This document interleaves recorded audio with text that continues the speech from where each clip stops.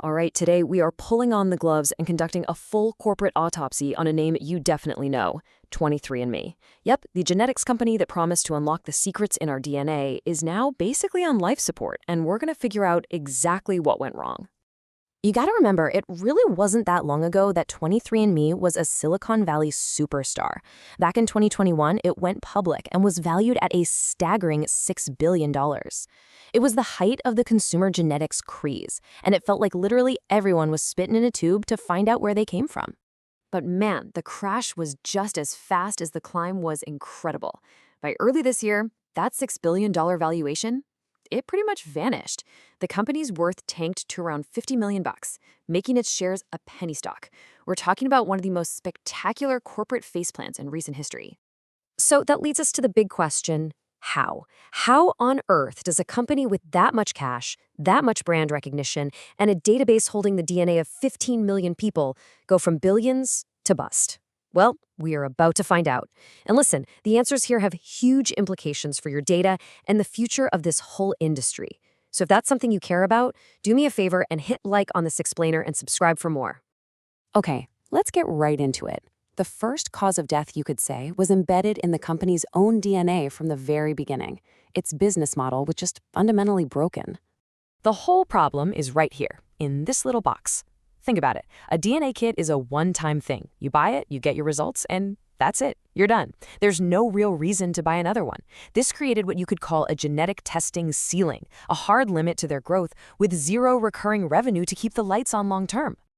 And it's not just me saying this. Bioethicist Hank Greeley from Stanford puts it perfectly. He points out that, sure, the market is big, but it is not infinite. Sooner or later, you just run out of people who are curious enough to buy a kit. And you can see this whole boom and bust cycle play out right on their timeline. After that first big sales rush, the company knew it had a problem. So they tried to pivot. In 2018, they made a huge deal with the drug maker GlaxoSmithKline, thinking they could mine their giant DNA database for the next blockbuster drug.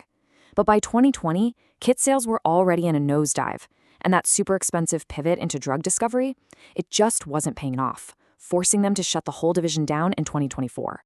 Even their other big idea, adding health reports, smacked right into a regulatory wall. Way back in 2013, the FDA basically told them to stop, saying they couldn't prove their tests were accurate. Now, they did eventually get approval for a few specific tests, but doctors and experts were still really skeptical, and for good reason. They were worried about false positives freaking people out for no reason, or even worse, false negatives giving people a dangerous sense of security. So the business model was already on shaky ground. But then an attack from the outside turned a bad situation into an absolute catastrophe. This second cause of death was a massive, trust-shattering data breach. So how did the hackers get in? You might be thinking it was some super complex Mission Impossible style hack. Nope, it was something called credential stuffing.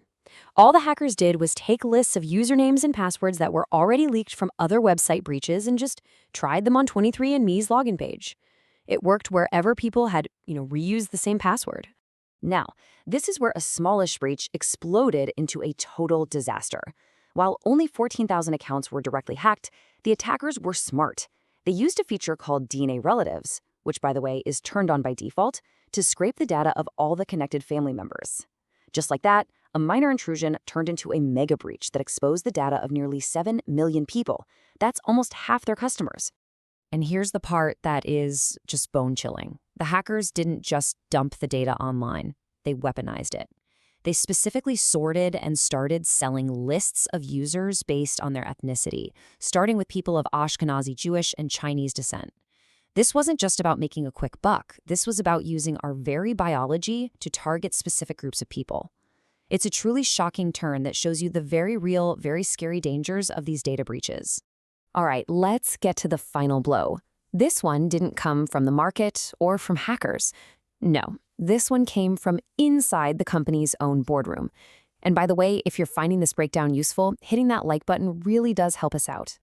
So as the company was in a total tailspin, the CEO and founder, Anne Wojcicki, tried to take it private to save it. She offered just 40 cents a share, but her own board shut her down. A special committee basically said, no way.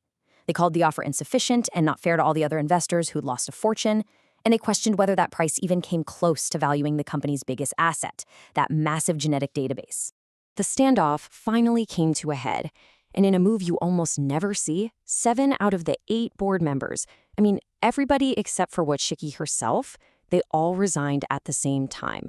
It was a stunningly public, dramatic vote of no confidence. And they were not subtle about it. Their resignation letter made it crystal clear they were leaving because of a protracted and distracting difference of view with the CEO. With the entire board gone, the company was left completely rudderless. At that point, bankruptcy was pretty much guaranteed. So this brings us to the really messy part, the aftermath. The company is collapsing, its assets are about to be sold off, and that leaves us with the most critical question of all. What happens to the most valuable thing it owns? The genetic data of 15 million people. And this is where things get genuinely concerning for anyone who's ever used their service. In a bankruptcy court, your DNA profile, something you gave them for personal discovery, can be legally redefined. It stops being your personal data and becomes just another corporate asset, like office chairs or old computers, that can be sold off to whoever pays the most for it. And that sale could potentially just toss out the privacy terms you thought you agreed to. This is why a group of 28 state attorneys general argued that this data is different. They described it as immutable and everlasting. It is your singular, unchangeable identity. It holds secrets not just about you, but about your parents, your kids, and future generations of your family. It is permanent in a way that almost no other data is. Because of all these risks, authorities are urging customers to act now. You have the right to request that your data be deleted and that your physical saliva sample be destroyed. If you're a customer, here are the steps. Log into your account, head to the account settings, find the data or privacy section, and look for the option to permanently delete everything. We break down complex stories like this to give you the key takeaways you actually need. If that's valuable to you, please make sure you're subscribed. So, to wrap up our corporate autopsy, 23andMe was ultimately brought down by 3 fatal conditions. First, a one-trick business model that was always going to hit a wall. Second, a catastrophic data breach that completely shattered customer trust. And third, a final boardroom revolt that led to a total collapsing leadership. And that leaves us with one last pretty unsettling thought. A company, even a multi-billion-dollar one, can fail and disappear. But in our digital age, can its data ever really be erased? Especially when that data is the literal code of who we are? What do you think is the biggest lesson we should take away from this whole saga? Let us know down in the comments. Thanks for watching, and don't forget to like and subscribe for more.